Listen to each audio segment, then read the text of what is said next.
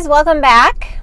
Today's video looks a little different because I'm in my car because I can't find any quiet time to film with you guys. So I went to pick up groceries and now I'm taking some time to chat with you.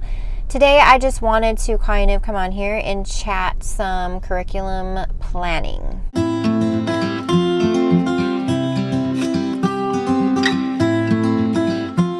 So I've seen so many videos recently where people talk about their planning process with picking their curriculum choices for the next school year, and I think that they're very interesting and I feel like helpful. I always film final choices of what we're going to be using for the next school year. You don't really get a look at kind of the process that I go through planning those and picking them. So I thought today I would just talk to you about some of that process. Basically, in the first stages, I just kind of brain dump on a piece of paper, a bunch of stuff. So it's not organized. I literally just write down a bunch of things that I enjoyed using this year that could be possibilities for next year, or things that I'm interested in looking into for using for next year. And I just dump them on a piece of paper. It's in no organized fashion whatsoever. It's just basically a list for all three kids.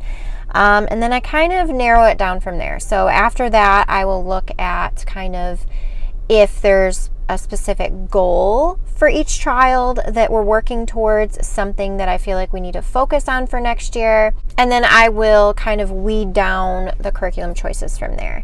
So today, I just wanted to share with you a little bit of what my brain dump looks like and kind of some of the things that I'm considering for next school year. So for Isla, she's my youngest. She's 4.5. She will actually be 5 in April. So I guess she's over 4.5.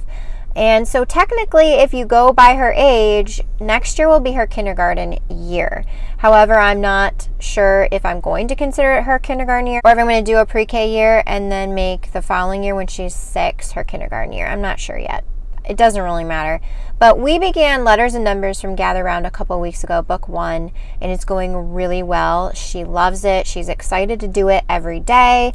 And so I'm thinking that we're probably going to get through books 1 and maybe possibly book number 2 before the school year ends. And so that would leave 3 and 4 for next year.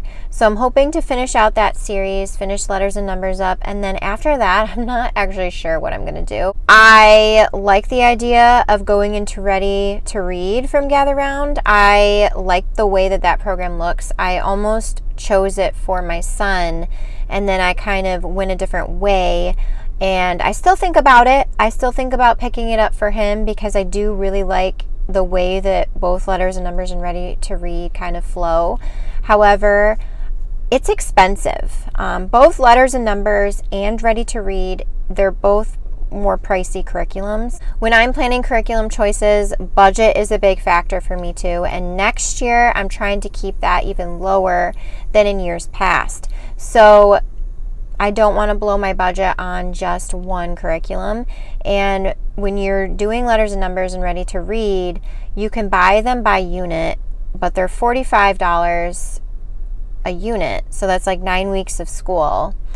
And you can buy them all outright. And I think you do save a little money doing it that way. But when you buy it as you go, it doesn't always seem like it's that much money because it's not a lump sum at once. So I'm not sure. I'm not sure if we're going to do that. The other thing too is I've looked at kind of the process Ready to Read goes, and they do a lot, high emphasis on word families, which can be a good thing, but also I've seen research that shows that trips a lot of kids up too. So I'm not sure. I'm not sure with her with that. The other program I'm looking into is The Good and the Beautiful. And I love The Good and the Beautiful's curriculum. It just didn't work for my other 2 kids for one reason or another. For my son, it just moved too quickly with phonics and stuff. He takes a little more time to master different things, and so it just wasn't the right pace for him. And then for my oldest daughter, it actually did work for her. Like The Good and the Beautiful worked really well for her that first year we used it. She just didn't like it. She was bored with all the ma and pa stories, and and if you know The Good and the Beautiful, you know what I'm talking about. She just wasn't interested in it, and it was boring to her, and so it didn't not work for her. It just wasn't her favorite thing, and I found something a little more enjoyable for her for the following years. So that's where we were with The Good and the Beautiful with the other two. However, I feel like I should give it a chance with Isla because every kid is different and you never really know what's going to work. So those are kind of the programs I'm looking at for her. Like I said, I'm not sure, and it's okay. Like, it's okay that I don't know my entire year with her. Maybe I just know the first part of the school year and I can reevaluate when the time comes. For Emmett, for phonics and reading, we are currently using the Ordinary Parent's Guide to Teaching Reading, which is your typical kind of all-in-one reading curriculum workbook program.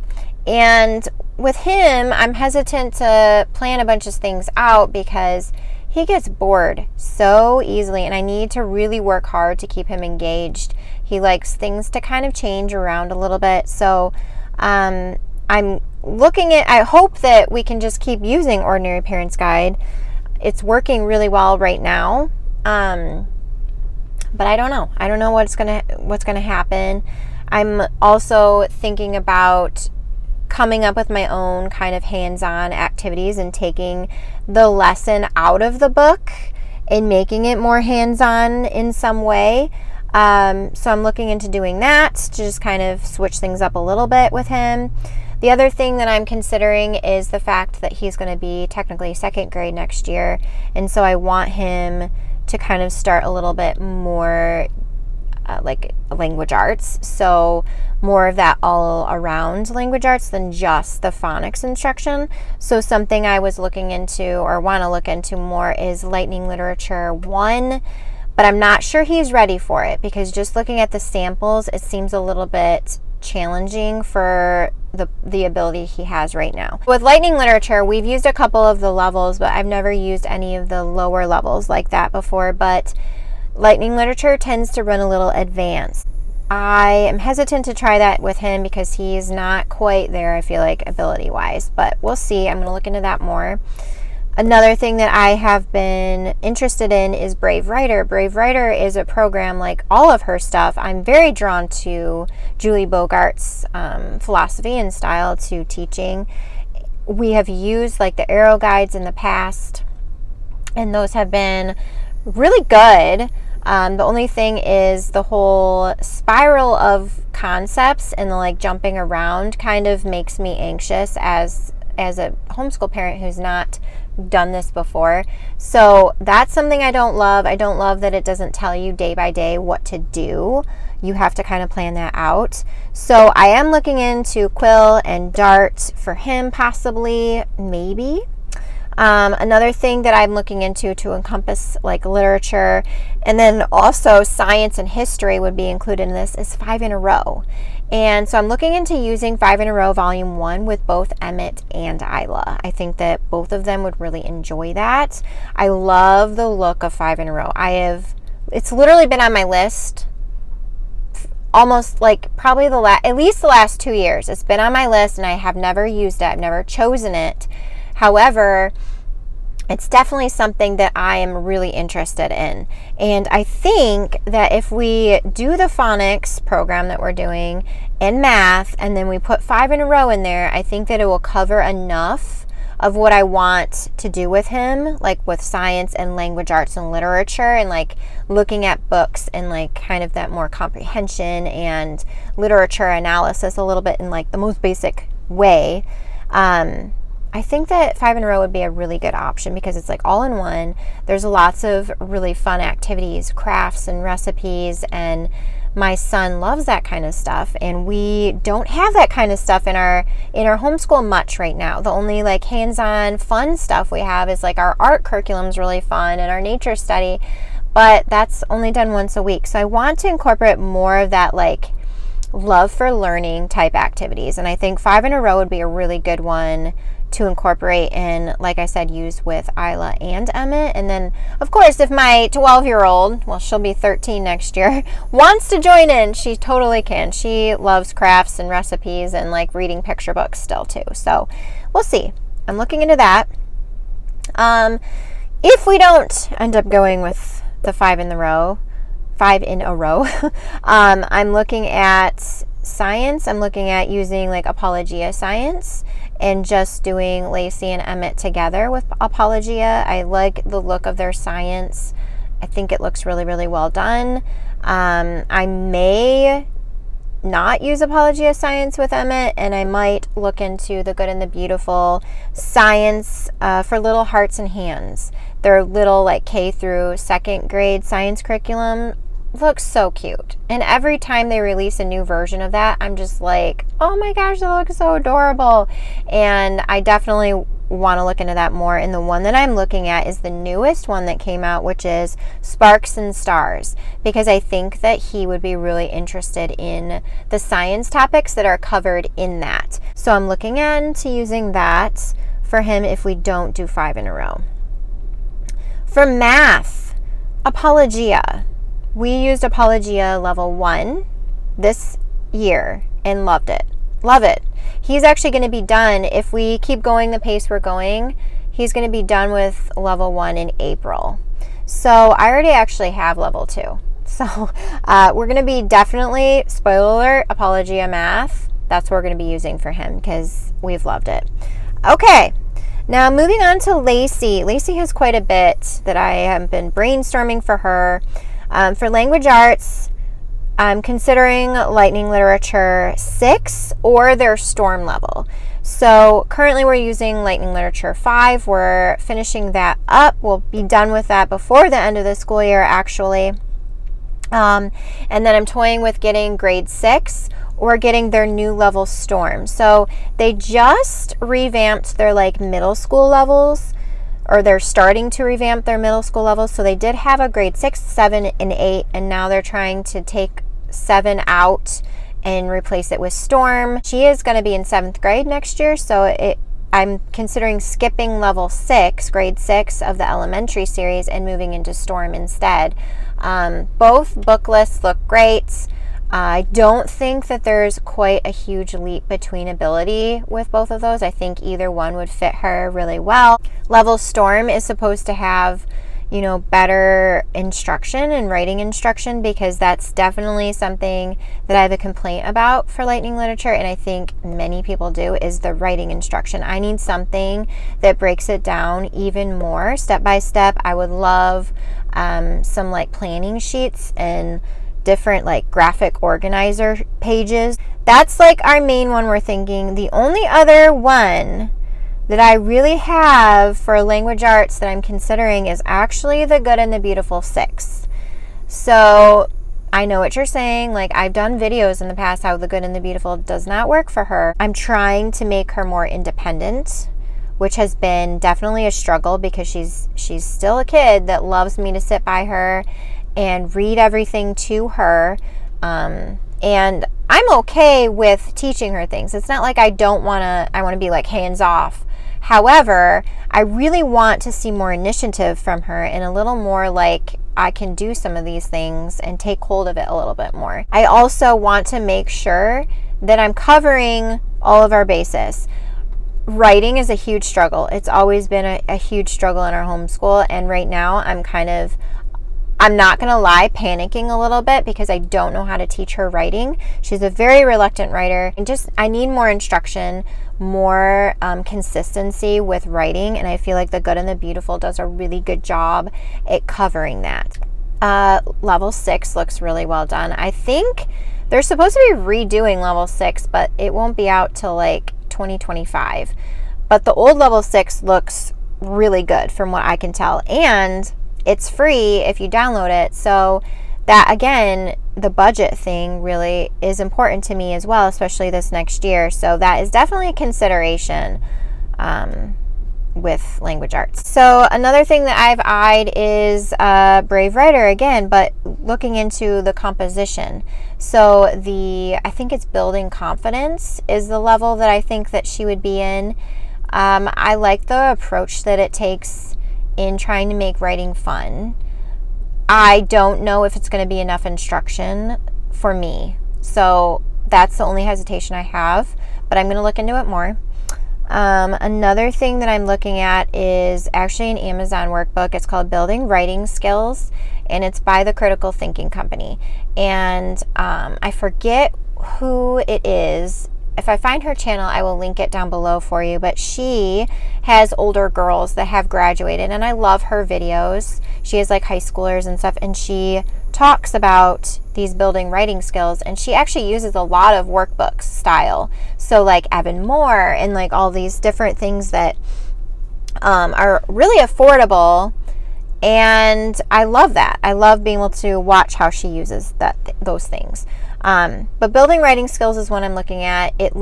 She compares it to IEW in the way that it breaks things down. She says it's very similar in the style, but she actually likes it better because it has more of those graphic organizing pages and makes it a little bit easier to teach.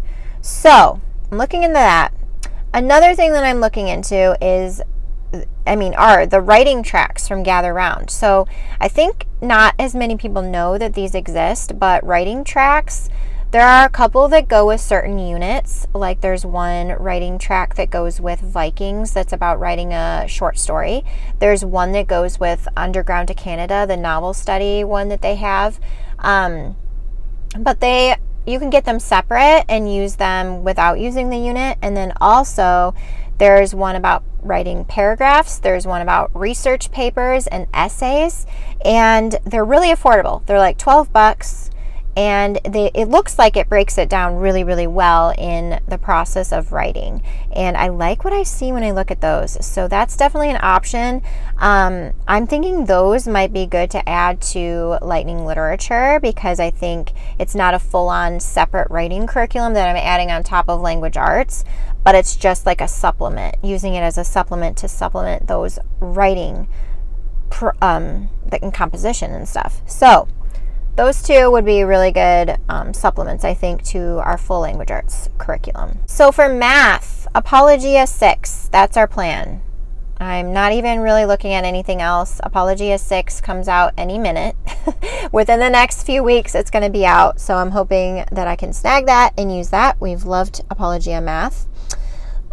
Science, I'm thinking Apologia or Science Shepherd, which is a video-based science curriculum. I'm really drawn to video-based science and video-based history for next year, because I'm trying to foster that independence with her. And I think that those subjects would be really good subjects to start with doing that, and then doing the main core ones with me. So Science Shepherd looks good. Another online one that I'm looking into that's actually free is Khan Academy. So Khan Academy actually has middle school science on their website, and it's free, and it's a video-based science. And I watched a sample video from, I think it was the earth science one or biology? I don't know. I looked at one, and I actually thought it was really engaging. And I liked the voice of the girl in the video, and I thought it was really well done. It was very visual. And then they have like the assignments and the quizzes and things you can print out if you want, and all of that. So for free. So I'm looking at Khan Academy. It's definitely a consideration. For history, we have done Gather Round. This year we did Ancient Civilizations. We're about to start Vikings. Medieval times would be next, but I don't know if we're going to get to that this year or not. And then, so I'm considering Gather Round for next year, but doing like the U.S. history ones. So we'll see about that. The other one that I'm looking at is River of Voices. I want to start American history now, like next year. So River of Voices is one that I purchased last year, like over a year ago. And I purchased it on sale. And I looked at it, and I just felt like I wanted to wait at least another year before jumping into it, because it's a literature-based history program. So there's a lot of reading. There's a lot of options for really going really deep. And I wanted her to be kind of more mature and ready for going deeper, because I don't want to just cover at surface level. I think it's a really good program for going deep. So I wanted to make sure she was ready. So River Voices is definitely one I'm considering. Another one that I'm considering is Core Knowledge, which is unit study based, which I really love for history. And Core Knowledge is free. The PDF downloads are all free. So that's another one. But Core Knowledge looks good. They're like just different unit studies you can download and print out. For extras, she wants to do Spanish. So I knew that I wanted to incorporate a foreign language soon. I was thinking 8th grade, but next year is 7th grade, so we'll probably start then. She has a lot of interest in learning Spanish. She's actually told me she wants to do Spanish.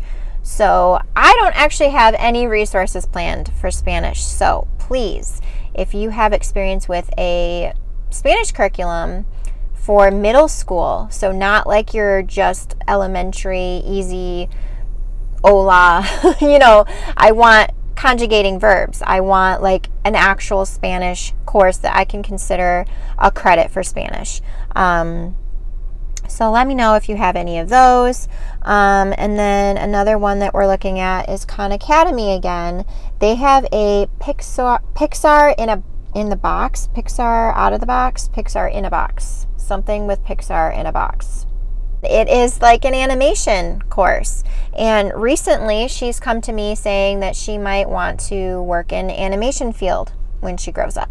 And up until now, it's always been animals. So for her to just jump on the animation bandwagon is a little different, though she's very creative and she loves to draw and she loves doing like stop motion animation. She does that in her free time all the time. And she loves designing like little characters and stuff. So it does make sense that she would be interested in that. So I saw this Pixar course on Khan Academy completely free. Teaches her how to do a bunch of different stuff, like teaches her about light components and planning a story and like animating a bouncing ball and fireworks and all sorts of different things. So I think that looks really, really good for kind of just a fun extra for next year. Whew.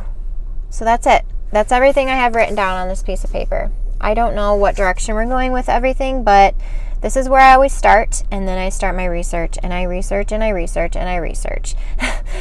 And then I like cross things off, and I narrow things down, and I price things out, and I see where we are with budget. And yeah, that's what I do.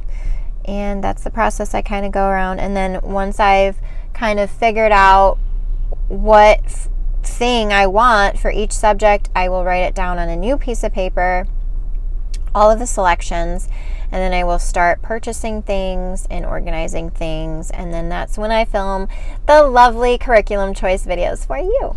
So I hope that you enjoyed seeing a bit into my brain in the process of planning things. And yeah, if you have any suggestions, if you've used any of the choices that I have mentioned in this video, feel free to let me know your opinion down below. Good or bad, pros and cons, just lay it out. That would be actually really helpful. So yeah, I hope you guys have a wonderful day, and I will see you guys in another video very soon. Bye.